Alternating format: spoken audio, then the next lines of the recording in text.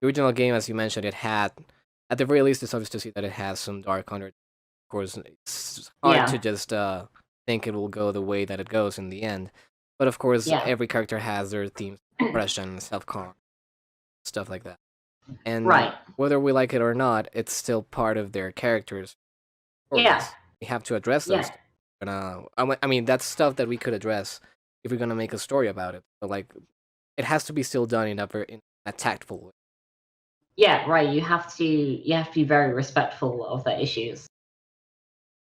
So like, I don't know, like when you, I realize it could be a bit personal to talk about each situation directly, but of course, in some cases, it's easier to try and draw from personal experiences. But when there is not, like, what do you do? So, like, how do you write about those struggles if you haven't got that experience to draw off of? Yeah. I think it can be really helpful to read accounts of people who have experienced that, and there are many places you can get that. Like, if you have friends who are comfortable talking about that sort of thing, they can be a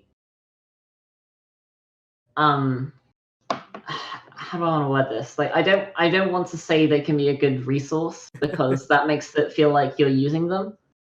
But of course, that's not the idea. Yeah, right. But yeah, no, I think it still gives an insight. Yeah, like I think learning about those issues yourself, like, and I mean, even if you don't have someone to talk to, there are people who have written about their experiences online or in stories. And obviously these kinds of issues can vary from person to person. Like, one person's experience with depression can be vastly different from someone else's. But it's much more helpful to kind of know what's going on rather than, I guess, trying to guess what's going on. Right.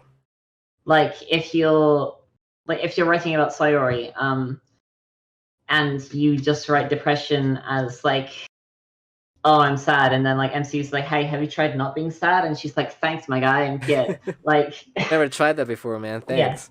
Yeah, it's like, never tried that before. But there's lots of areas in depression that people don't know about. Like, they don't know, they might not realize that it can manifest itself in like a lack of motivation, or it can like a lot of Sayori's habits that on the sub, some people mention, oh, like, it's like, cinnamon bun and stuff. Yeah. Like the stuff that I guess makes her cute. Are kind of, even stuff in the game, like, you can see those as symptoms of depression. Like,